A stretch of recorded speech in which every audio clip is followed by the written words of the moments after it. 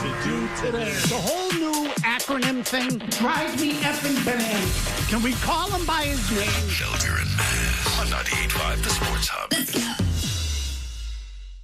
You obviously don't want to overreact to the first 6 games of the season at the same time. Is it, kind of a... Start winning series. Don't look at the whole picture. That's the way you come out of stuff like this. Just win series, right? We got the Padres, we got the Brewers. Win those 2 series at home and then go on the road and do the same thing. It's April 1st, right? It's the first game of April. Win 17 games this month and, you're going to be okay. How come I can't say the word? Under siege. Under siege. Alex Cora, I should say, as the Red Sox off to a borderline disastrous start to their season, just a week in to the year. And that's where we began, Mazz. What's your lead takeaway with where Alex Cora stands right now? And you really want to hit on the benching of Narvaez yesterday. Yes, because I think it's all related. At least it is in the minds of the Red Sox. I'm not telling you one necessarily leads to the other all the time, but I think there's something going on internally over there that makes me wonder about what the hell the issues are and how the Red Sox intend to address them. So here's what it comes down to. Before yesterday's game, before the game, so not 6 games into the season, 5. It happened before the game. Yep. Carlos Narvaez is in the starting lineup to catch Garrett Crochet on the final game of a road trip.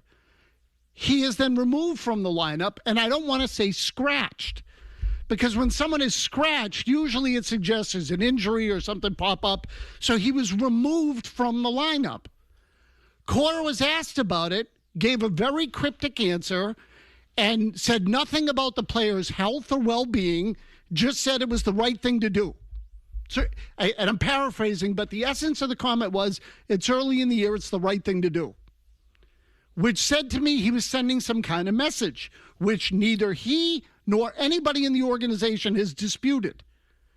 So, Narvaez was asked about it after the game, and he said the same thing. Well, Cora said, we're going to keep between us. We're going to keep it between us. So here's what I'm getting at. And Murray raised this point in a brief conversation we had off the air yesterday, and we never really got to it because obviously the game was going on, blah, blah, blah, blah, blah. But Alex Cora could have hidden that decision in any one of a million ways. He could have said, yeah, he got to the ballpark today and he was sick. He had the flu. His back acted up. It's not something that's happened to him before, but, we're going to hold him out. It's early in the year. We got an off day tomorrow. Which probably happens all the time. Right. Could have been. Meaning a manager is disciplining a player and just covers for him. Absolutely. They could have covered it a million ways. Here's what else we know. Narvaez is one of probably the most well-liked guys on the team by teammates and media alike, as well as, I think, coaches and executives. He's very well respected. He's regarded as a hard worker, not someone who's lazy. And so I don't think he's the kind of guy that has a history of coming to the ballpark late or anything like that. So I'm just trying to give you all the background first. So why did Alex Cora go public with it? Effectively. Yeah. Go public with it. Why did he put it out there and let everyone know about it? And I think, my 2 cents, he doesn't like something about the way his team is going about its business early in the year. One of the things that Cora really liked, and I think they all liked last year, and I say they, meaning the people in management and ownership and the coaching staff, the decision makers. One of the things they liked is that Alex Bregman was a pro. He was a leader. He came to the ballpark prepared and early and ready to go and set a standard and was focused on baseball and went over scouting reports and video and had little pointers on things you could do against a certain opponent. He was a ball player, hardcore, into it ball player. Now they don't have that guy anymore. So is it Narvaez? Is it Trevor Story? It can't be a pitcher, really. It's got to be more of a positional player. Yep. So they have, could be Contreras, but he's new. He just got here 10 minutes ago. So he's played 6 games with the organization, again, 5 at the time. Why did Cora put that out there? And something suggests to me that there was some pattern of behavior early in the year where Cora said, enough of this. We're not focused enough. We're not paying attention to the details. Guys are coming and going when they please. We're not reading the scouting reports.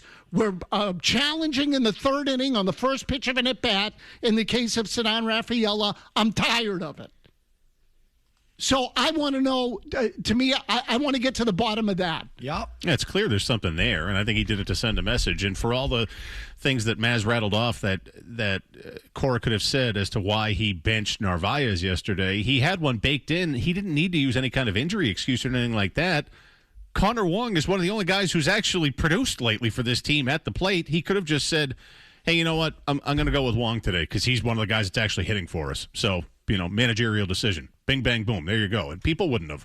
I mean, I think this show and people, more savvy fans, would have raised an eyebrow and said, oh, that's a little odd. But most people would have just taken it at face value and said, oh, yeah, no, Wong's actually been doing something, so that's why he's starting today. He didn't use that alibi or excuse. No, he put that out there because I'm with Mazz. He's doing this to shake up the room, essentially. Does this whole thing have you concerned? You added to the list of reasons why you would be concerned this year. Are you concerned about this year now? Yes. Yeah, we're a weekend. Mike, 5 games someone got benched. 5 games. The baseball season is 162, and anytime a team starts bad, particularly one that has talent and is good, what do they tell you? We'll be okay. It's a long way to go. If this happened in July, no one would care. You get that same old routine rigmarole answer. It's bull crap. It's we're fine, okay, and there's no panic. But in this case, Cora pressed a button. Now, look, you may like Cora, you may not like Cora. I'm not telling you Cora did the right thing by pressing the button. I'm just telling you that it happened. That's all. And the fact that it happened to me is not immaterial. In fact, it tells me something's going on there. Something is happening internally that the manager doesn't like. So what is it? So I would definitely be concerned. And I personally started to look at it a little side-eyed when I just, at the end of spring training decided to engage on the roster and the moves they had made. And it just looked to me like they hadn't really improved the roster. They made it deeper, but not any better. No ceiling on that roster is what sort of concerned me. And now that we're a week in, there's been no move to be better where they were lacking in the year before. They're still getting off to slow starts. They're still striking out. They're still fielding poorly after promising to make more contact and be a run prevention team. So did they even try? And if they've tried, it hasn't worked. That's a bad sign. And furthermore, when look, I don't think they're done, but it is sort of reinforcing the concerns that I had. And I don't think they're done because it's a long season and they call them averages for a reason. That whole thing, obviously. But when you're a good team, Mazz, good teams don't have many stretches where they lose 5 or 6. Mm-hmm. Or, when they last won the World Series, did they not have a 3-game losing streak the entire year? I think that, that was, that's right. Yeah, 2018. Something like that. Yeah, there's numbers like this that back it up. I don't have the exact ones, but you all know what I'm talking about. Like championship caliber teams don't have long losing streaks, typically. They don't have very many stretches where they lose 7 of 8, or, they just don't have many bad weeks. Their bad weeks are 500. Their losing streaks are 2-3 games, and that's it. You know what I mean? Those are the elite teams. Yeah, that 2018 team had a 3-game losing streak just twice. And that's it. That's it. Right? They never lost 4 in a row. That's right. So I think that there's some commonality there to a lot. Certainly not all champions, but a lot of champions, I think, have that thing. And so you've already had it. Alex Spear wrote this in the Boston Globe as well. The Red Sox have had 1 win or no wins through the first 6 games of the season 14 times in franchise history. They missed the playoffs every single time.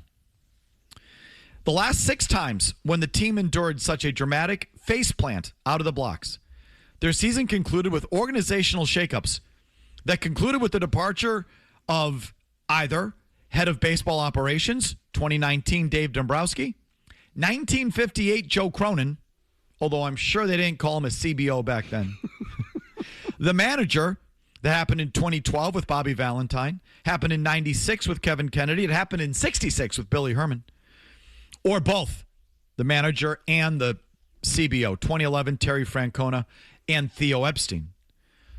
So 13 for 13. They've never recovered from this kind of opening in franchise history. Now, some of those happened in the pre-wild card era or maybe even the pre-divisional era. So it's not totally apples to apples.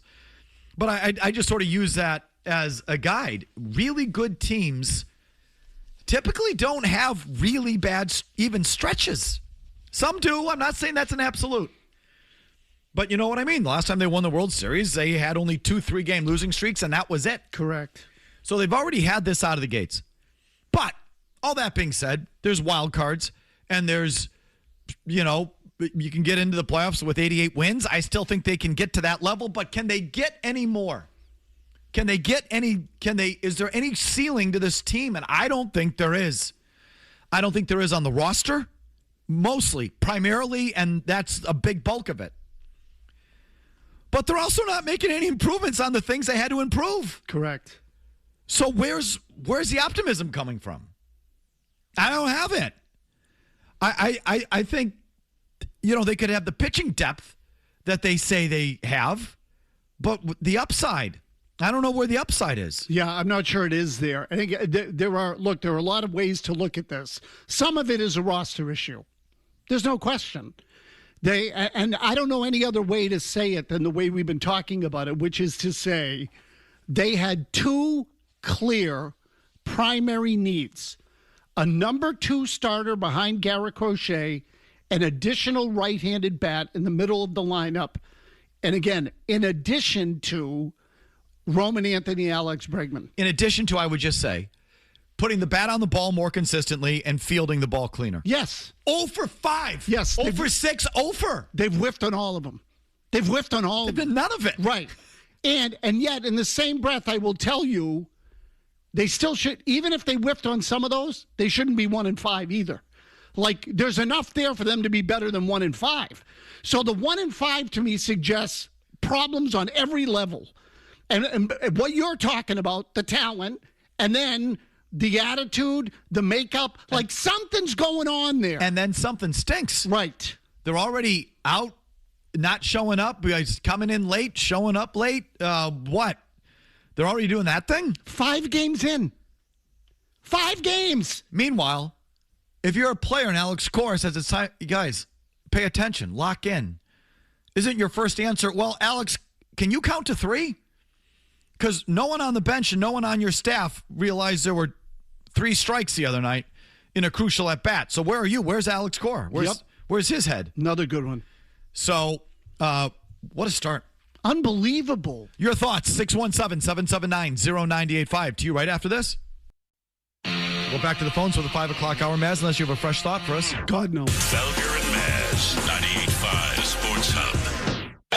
And Abreu with the 0-2 to Story. He struck him out. The ball game ends on a K. The Red Sox fan 13 times. And things are not well, folks. The Red Sox lose their 5th in a row, and they come home 1-5 for the Fenway opener on Friday. That was a big blast, and that man there, Correa, 3-run shot, changed the whole game. But you mentioned another 13. That's 38 strikeouts now in 3 games.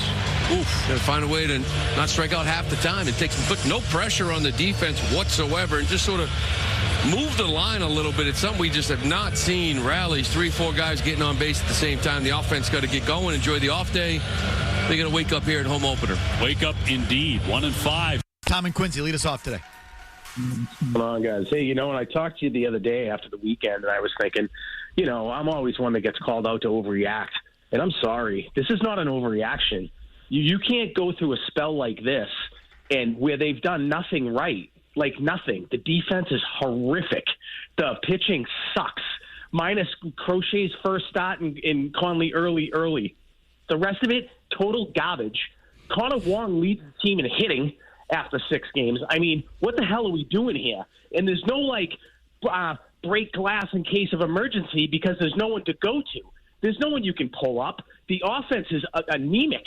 There's no power. I always said the pitching might be better with the ads in the offseason, but how the hell are they going to score runs? Score runs, they can't even get on base, never mind score runs. They're going to get their ass kicked, and they're going into playing the Padres tomorrow, which I will be there.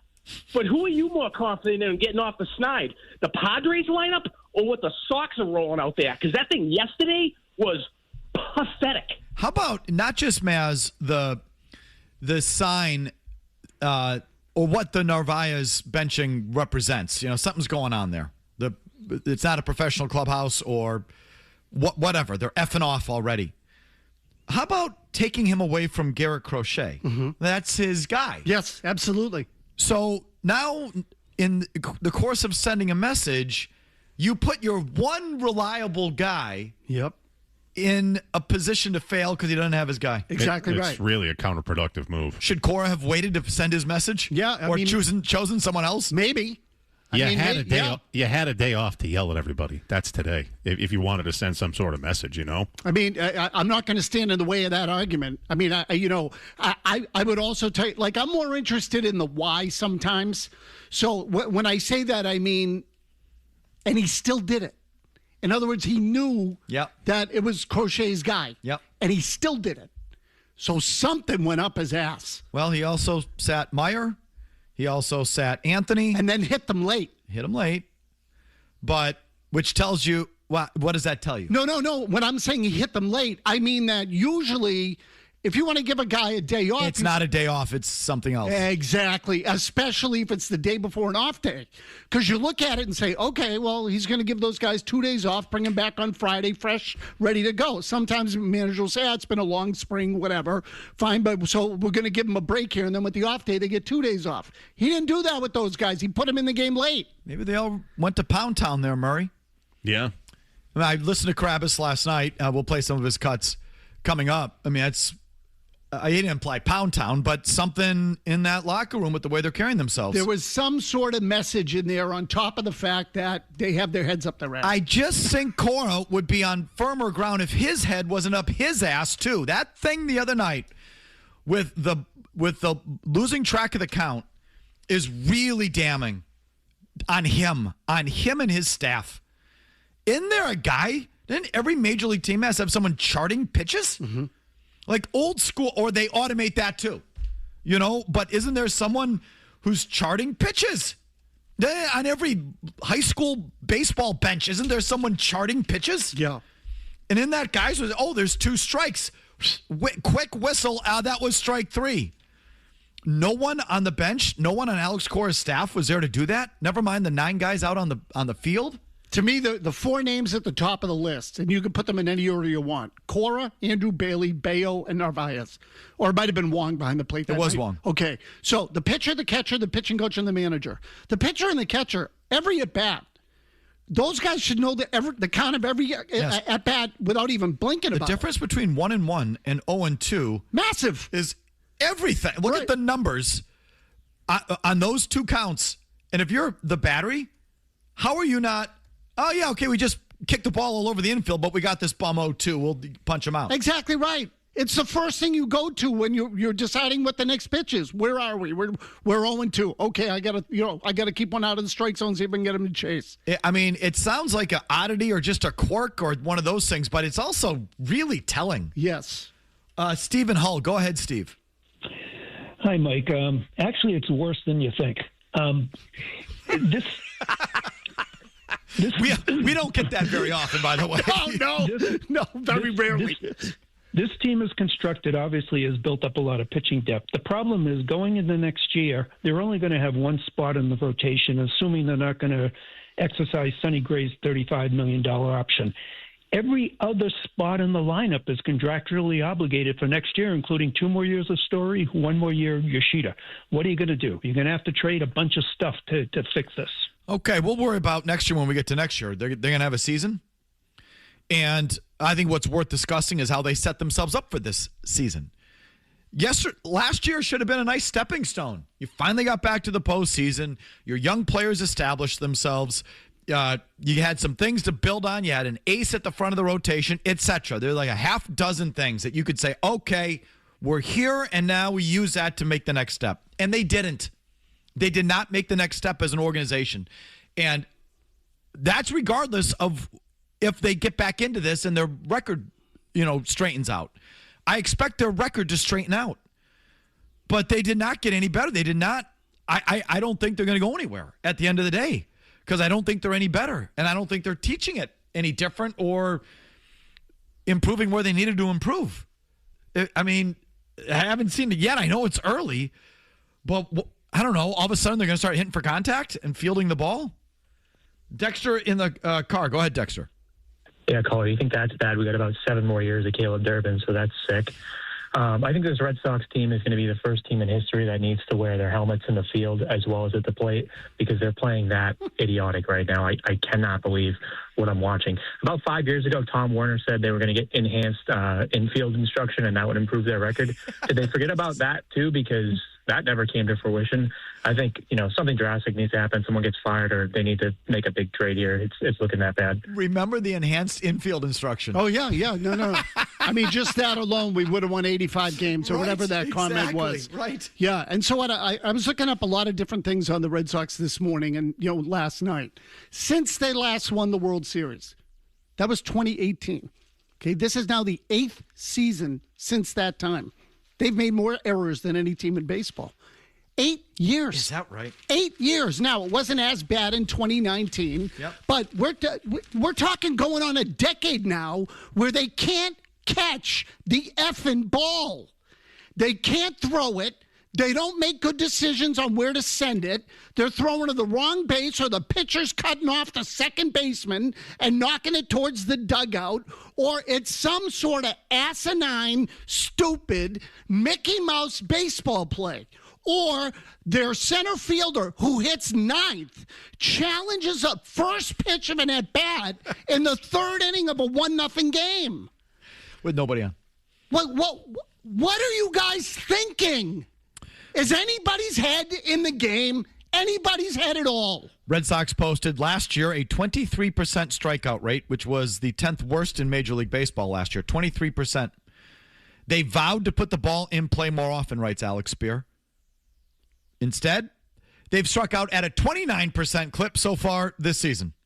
So they're striking out more than they did last year. 6th most in the game right now. And in the last 5 games, they have 60 strikeouts, 12 a game. And by the way, in the Houston series, each game, this is game by game, 12, 13, 13. It's not like they had 18 in one game. Right. 12, 13, 13. No, they're consistent. 17 runs through 6 games. That's their fewest since they plated 16 runs during their 0-6 start in 2011. Remember what happened in 2011? Yeah, everybody got fired at the end of the year. Drunk and fat is what that team was. Exactly right. And they straightened out too and had a season and then collapsed at the end. Defense has committed 6 errors so far. 1 a game. Yep. No. It's, again, I'm telling you, what have they done well? I think there are like 1 or 2 guys tops who played pretty well. Abreu's been great. Abreu and Connolly early. That's pretty much it. I mean, Crochet 1-1. Yeah, and Connolly early was pretty good, but but that's it. Who else? Who's played well? More of your thoughts after Big Jim Murray gets you updated here. Felger and Mazz continue on the Sports Hub. The more I think on it, the more it sounds like the showing up late thing was maybe a universal problem, and he just picked him. Like, if everyone's showing up late, it's like, because if he's being looked at now as a new leader on the team, and that's the guy, it's like, well, then you have to lead. If you want to consider yourself a leader, well, they're going to follow you. So if you show up late once, they're going to think it's okay to show up late here and there. So if you're going to be the leader of this staff, you show up late, especially after losing 4 straight, and it's a Garrett Crochet start. Okay, now we have to set an example. That's the only thing that makes sense, because I can't imagine that this was a continuous issue with Narvaez. There was a lack of professionalism that Cora has identified on this team, and he's trying to nip it in the bud. That would be my guess. There was a hint of that during spring training as well. I'm not saying Carlos Narvaez. That was not on my radar, but there was a hint of that in spring training. Of a team-wide lack of professionalism. It was one guy, but it wasn't Narvaez. Okay. Yeah. Okay. The one guy? Tristan Cassis? Meyer. I was going to guess Meyer. Yeah, that would be my guess. Cora was busting his balls the entire spring. Right. Yeah, but he was doing that last year, too, though. I mean, it feels like they're keeping. He had been keeping that job like a dangling carrot in front of Marcelo Meyer for 2 years now. But I think there were questions about Meyer's approach, don't you think? Yes. Yeah. Yep, I do. And so now again, I'm not telling you I entirely agree with this, but fans will say, "Well, that's Cora's job," to which I partly agree. Every manager I've ever been around says the same thing. It's got to come from inside the clubhouse. The manager can only get on a guy, and I'm just telling you what a manager says. I'm not telling you I fully believe it.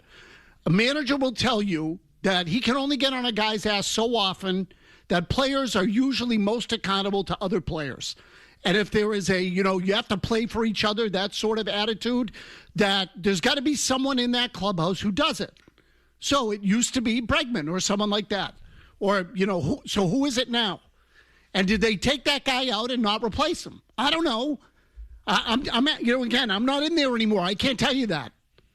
But whatever it is, something's wrong on multiple. And again, the talent and the holes that you're talking about on the roster, Mike, those are the biggest issue. They had a chance to make this team championship caliber, and they didn't do it. And now they're showing up acting like they are championship caliber and getting their asses kicked. They're worse, and they're a bunch of a-holes.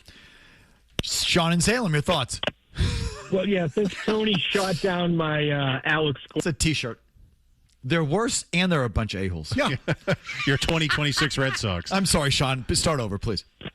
Yeah, well, Tony just sort of shot down my Alex Cora's to blame argument, so I'll switch over to the defense that he just talked about. If they commit just 40 more errors this year, they'll set a record for most errors in a 4-year period. That's how bad it's been. And they've got caught with their pants down when the shift was outlawed, and they've yet to address it. In fact, they've made it worse by playing everyone out of position or trading away the guys who can make up for their bad fielding with a bat. And now Breslow thinks he can improve the defense through pitching, which never works. And until we fix defense, we're not going anywhere, regardless of the clubhouse. Yeah, it's a fundamental organizational thing that you teach at the lowest levels and emphasize at the lowest levels, and you don't accept bad defense at any point, and it's a calling card. It's just, and Mazz made this point, I think it was yesterday or the day before. It's an excellent point. The small mid-market teams that have success with reduced payrolls are good fundamentally. They have to be. They have no other option. So the Red Sox want to spend like one of those teams, but they don't want to operate like one of those teams. Exactly. And they don't have the attention to detail or that little thing that you have to do, that this is what we have to be about. They just want to spend like it. They don't want to instruct like it throughout their organization. And so that's how you get what you get. What is their organizational identity now? Like, what are they? It's an excellent question, Mazz. What are they? Like, I don't know what it is. I don't mean either. What's the Oriole way? What's the Royal way? What's Right. the, I mean...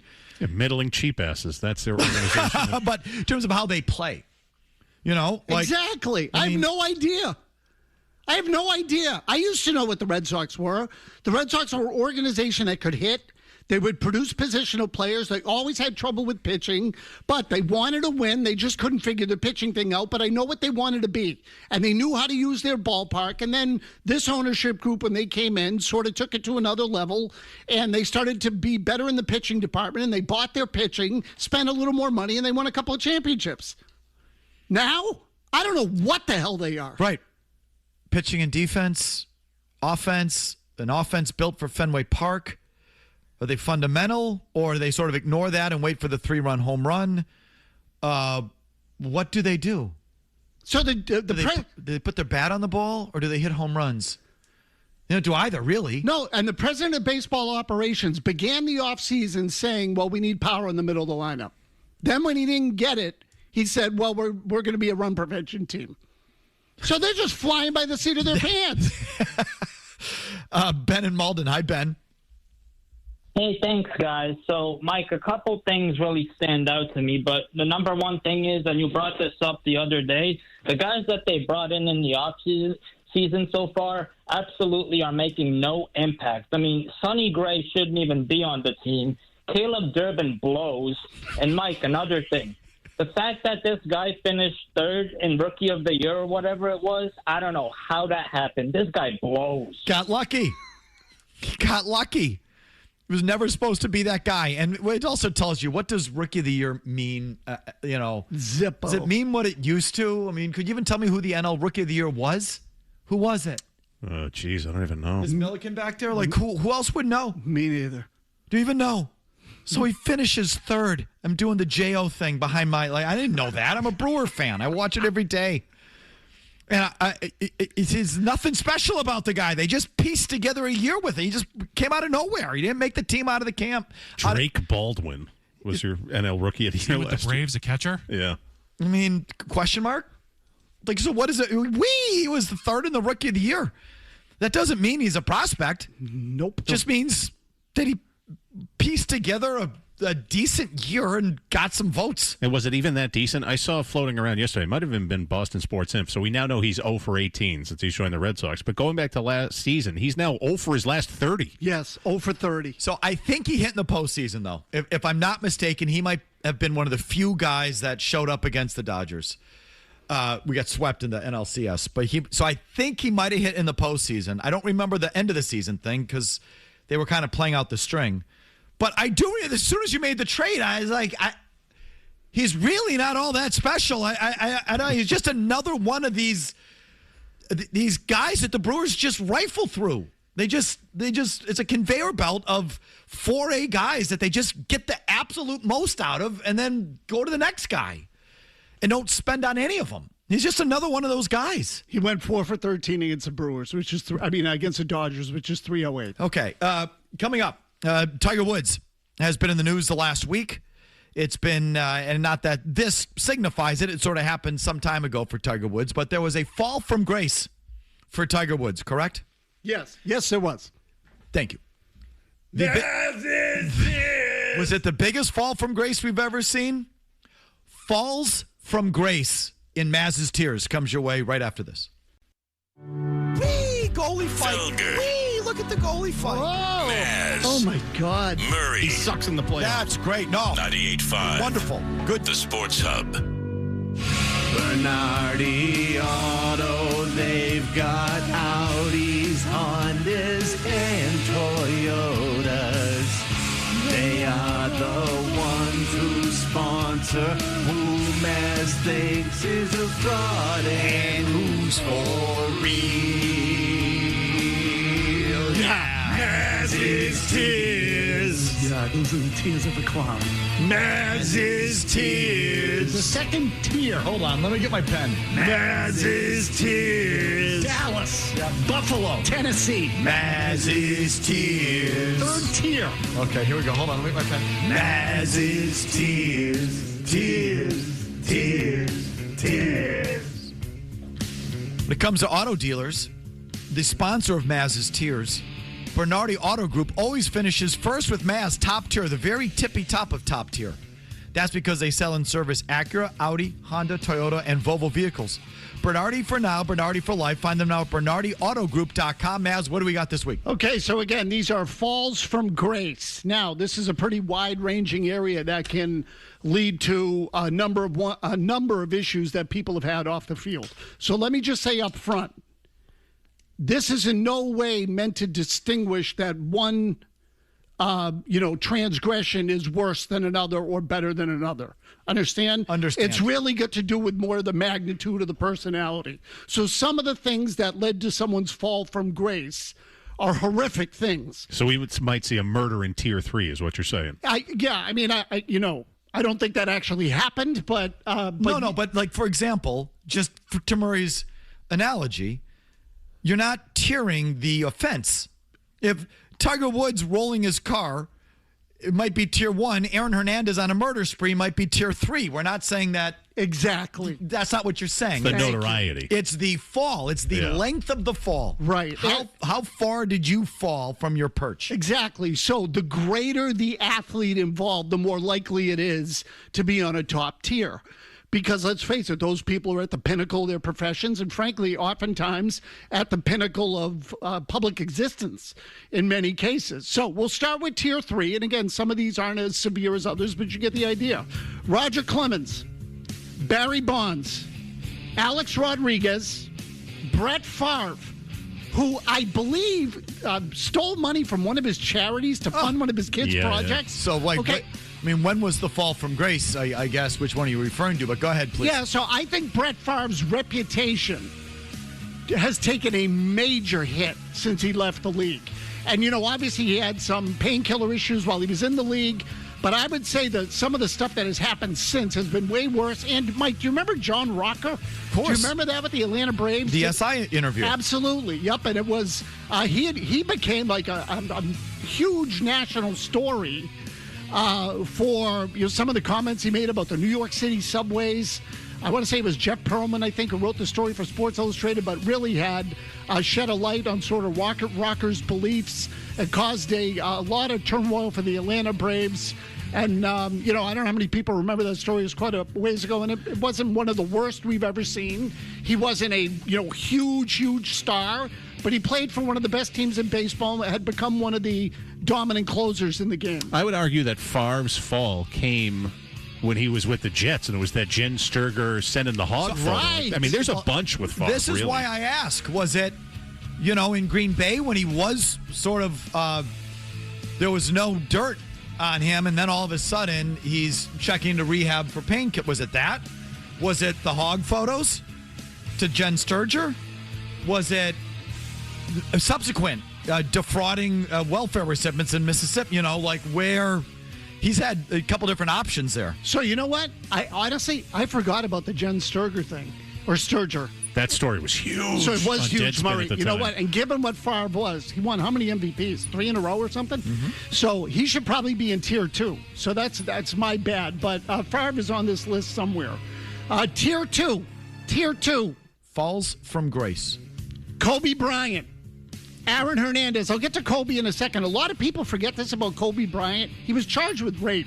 I don't think people forget that. People around here didn't forget People about around it. here did not forget that. Okay, so now, I never... We cheered no means no during the finals. I mean... Okay, so it was, again, his life had a tragic end to it.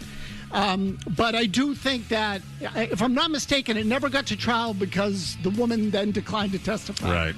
Okay, but he was, he was charged with rape. Aaron Hernandez, Ray Rice, Michael Vick, Tanya Harding, Ben Johnson, Ray Caruth, who murdered his pregnant girlfriend or wife, one or the other. I can't remember whether they were married. Girlfriend. Kirby Puckett, who is often omitted from these sort of lists, but had a history of domestic abuse with his partner. I was going to say, you have to fill me in. Yeah, Kirby Puckett had some bad stuff that came out at the end of his career. And Ben Roethlisberger with the Pittsburgh Steelers. I almost said Pittsburgh Pirates. Ben Roethlisberger, who obviously had a number of incidents involving sexual assault or alleged sexual assault. I can't remember if those went to trial or not, but these are all people who faced. The Ray Caruth one, I think, is easily the worst incident on the list. But, again, we're not grading the transgression as much as we are the fall from a pillar. I can pick at Tonya Harding. Did anyone know who she was? So I understand what you're saying. It gave Nancy a whack. I understand, and you're not wrong to say that. I just wanted to, I try to cover all bases on some of these lists and make sure we're not just picking on men all the time. She was a nobody kind of at that time, and that became a household name just like that. That's what put her on the map. Yeah. No one, other than hardcore skating fans. I mean, now that you say it, I'd have to look and see what her highest ranking was as a figure skater. But Maybe she was even number 2. But I'm just saying, guys like us, I probably didn't even know who she was until it happened. I know. That's probably right. Right? Yes, I mean, it's certainly an argument for putting her on tier 3. Tier 1 to me gets pretty obvious. These are, some of the most famous cases in the history of sports. O.J. Simpson, number 1 at the list, really set a standard there. I mean, I think that I'm not sure anyone will ever replicate. Lance Armstrong, Oscar Pistorius. Now, a lot of people didn't know who he was, but the story got unbelievable acclaim. South African Paralympian who shot his girlfriend and then alleged that he mistook her for an intruder, but was convicted in South Africa and has done substantial time. Tiger Woods, Mike Tyson, and I put Pete Rose in tier 1 because he became such a really kind of the lead figure in a saga that played out over decades in Major League Baseball. And at the time, the gambling on baseball was a big, big transgression. So it's not necessarily a crime. I think this is fair.